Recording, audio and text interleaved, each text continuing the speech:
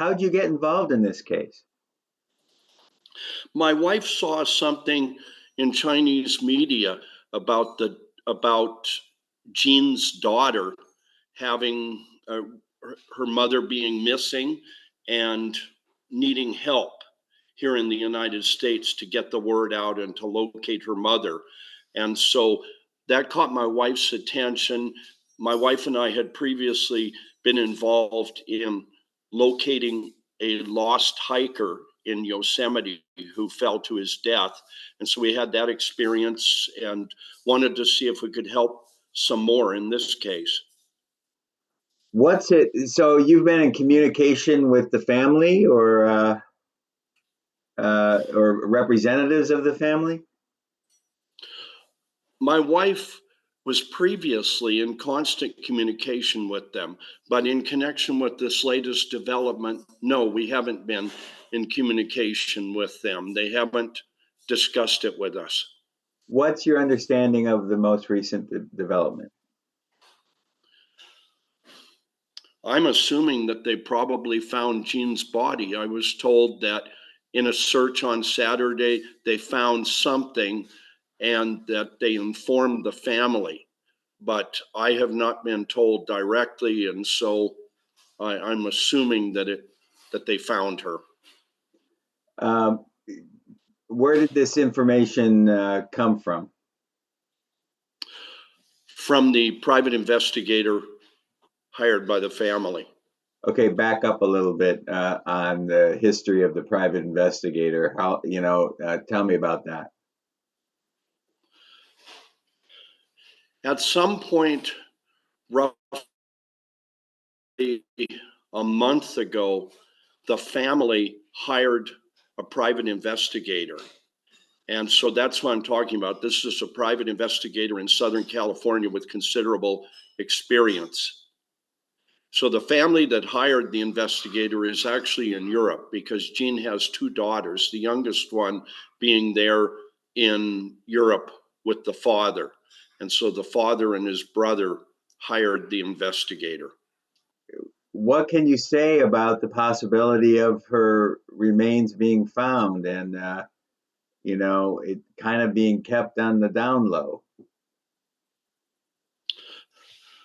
What I can say is that I believe that to be the case.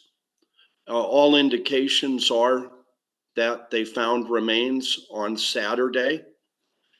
And as far as them not making any announcement of that, and frankly, them not even making an announcement relating to John Root Fitzpatrick, whose body was supposedly found in September, I believe on September 17th.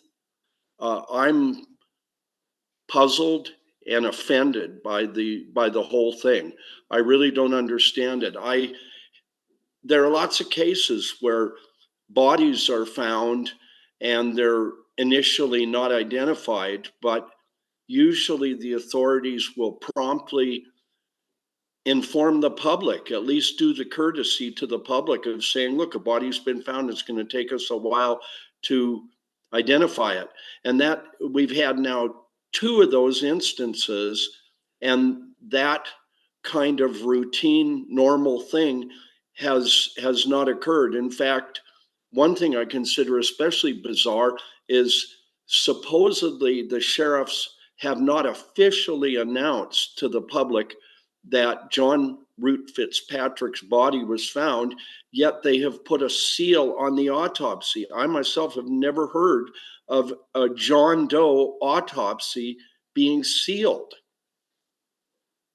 Yeah, it is a little unusual. They will do it in ongoing criminal investigations, but now at this point, with the truck being found out there and the two remains supposedly being found out there, it seems like this is leaning towards non-criminal case, right? It's really hard to gauge that. I'm just not sure, David.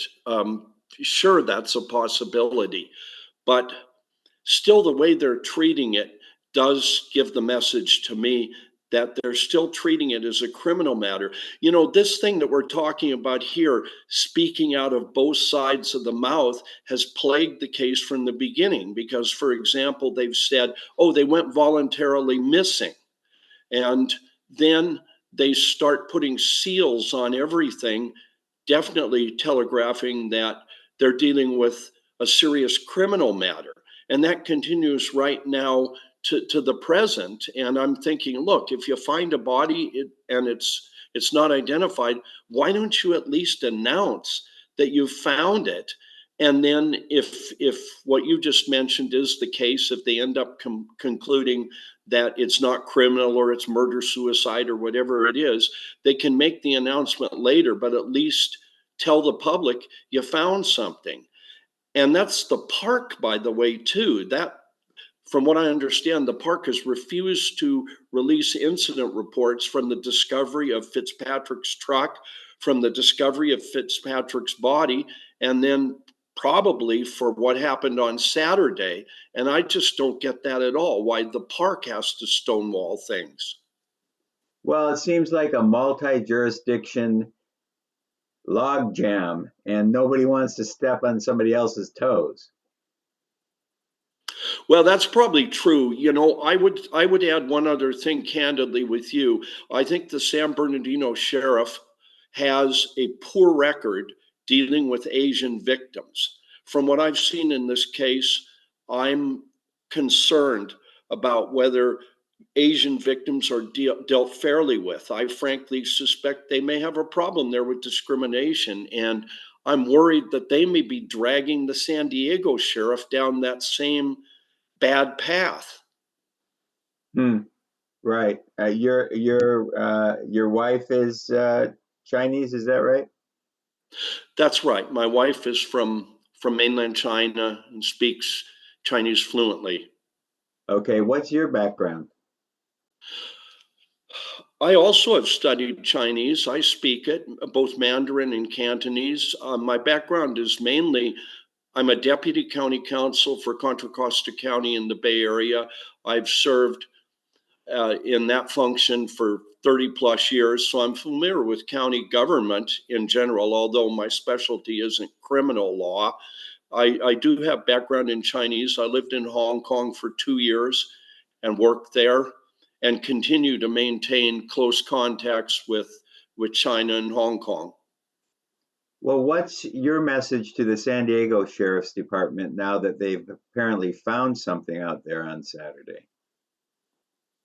My message would be quit stonewalling, be fair with the public, tell us what you have. If you found a body, don't play games. Just announce it. If you haven't identified it, that's fine. People understand it may take some time, perhaps a couple of weeks to identify it. Nothing wrong with that. But the same thing going back to it's already been a month and a half since they found Fitzpatrick's body, and yet they've refused to announce that. That's even worse in a way because of the time that's passed. Did you say that you do have some information that Fang Jin's family was notified of this discovery that happened on Saturday? Yes, I do. That's correct. Why would they be notified and nobody else? And were they notified by San Diego Sheriff or San Bernardino or the Forest Service? Do you know? They were notified by the San Diego Sheriff's Office. Whether they were notified directly or whether it was routed through the private investigator, I'm not sure. I do not know why the notification was only to the family and that there was no further notification beyond that, either to me or to the public. Okay, very good. Anything else you'd like to say? Um, I guess the only thing I'd like to say is I appreciate very much your efforts, David, and also those of CBS 8 to publicize this case. I think that was a major factor in pushing this case to an apparent conclusion. Without that, I'm afraid the case could have continued to linger. They have had a lot of this evidence, including the phone location information for a long time, since early August or so, and nothing was happening until rather late in the game when your article appeared, and also another one from San Diego. And I think that that's been the catalyst for forcing this along. I hope that you can, through your efforts, get them to come clean with the public, as they should have done a long time ago, especially now that it's apparently reached a conclusion. They need to let the public know what they found and be upfront. Quit playing games and talking out of both sides of their mouths. To you personally, what was your reaction when you heard that the remains may have been found?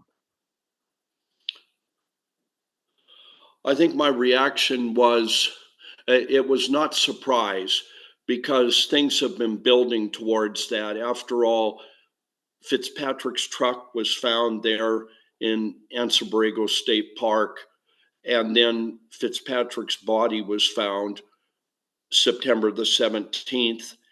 And so I also had some information that an item of jeans had been found with some material that linked it to her. So there were indications up to now that Her backpack. something would be found there. Her backpack. Her backpack. That's exactly right. That's what I was told was found. And so it doesn't surprise me. It's one of sadness, of course. You have a 47-year-old woman with two beautiful daughters, one in college, the other a young girl, something like 7 years old, and all of a sudden they don't have a mother. And so it hits you that it's a tragedy. And it's a tragedy because I think Jean did reasonable steps to try to avoid this kind of thing. She got a background check on Fitzpatrick. She got copies of his identification, his driver's license, and military records. She did her due diligence, I feel. She was hindered by a so-called family friend that misinterpreted the background report for her.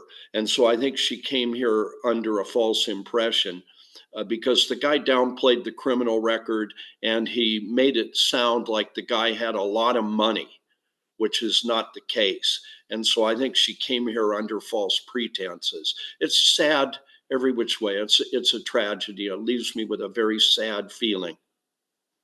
Well, but it does appear that the attraction was romantic, right?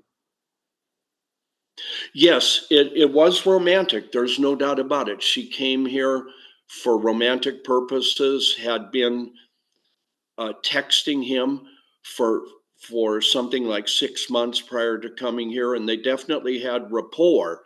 And her expectation was that he was going to show her around the area, Morongo Valley, Morongo Basin, Joshua Tree State Park, and see whether uh, the relationship developed. And so in that way, it's a tragedy too, that it didn't work out that way. Obviously, it's taken an entirely different direction. Why would they have been out there in a four-wheel drive truck in 115-degree heat? I have no logical explanation for that. Actually, the family did not have an impression that she was going to go camping. And the last phone conversation with a family friend, where the friend actually talked and could hear Jean's voice, Jean said that they were planning to go on a trip to the East Coast to visit Fitzpatrick's relatives back there. And then a video suddenly came out at night at around 10:15 p.m. on Friday, July 21st. And this was a dark video that was shaky. It's an alarming video that's not at all like the other videos she sent that had music. And in that, there was a separate caption that was sent. Unlike the other videos, they had an embedded caption. This one was sent separately, and it said, "This is a small town in the desert. At night, there are lots of lights. Preparing to go camping." the way it's worded is just bizarre. It came out of the blue, and so it alarmed family members at that time. It just came off the wall.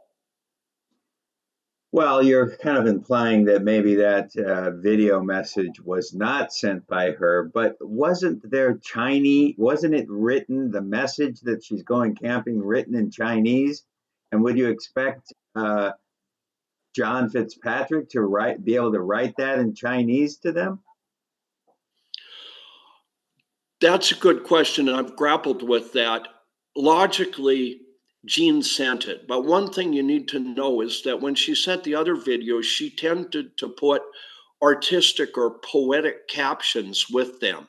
Whereas this is the first one where, number one, she sent the caption separately. And number two, it was in just straight language. There's a definite disconnect. And so I'm not saying John Fitzpatrick did it. She may have done it. But what I do know is that it was in Chinese, right? But it was worded very differently. And so what was she trying to do? Was she in distress and putting something out there that maybe is cryptic or might cause people to wonder? I don't know. These are all things that have gone through my mind.